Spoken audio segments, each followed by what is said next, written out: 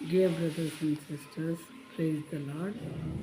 Let us see today's verses from the book of Proverbs. Proverbs chapter 10 verse 27.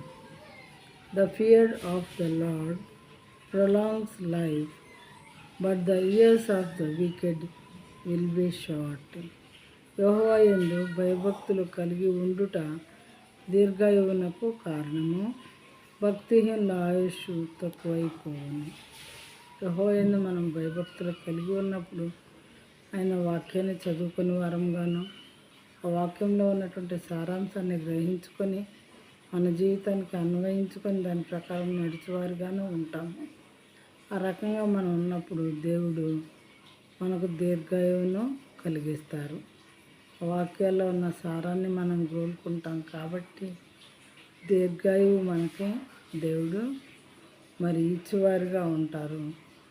యెహోవా యందు భయభక్తులు కలిగి ఉంటారు దీర్ఘాయువునకు కారణము అంటున్నాడు. దీన్ని బట్టి భక్తిహీనుల ఆయుష్ తక్కువైపోవును.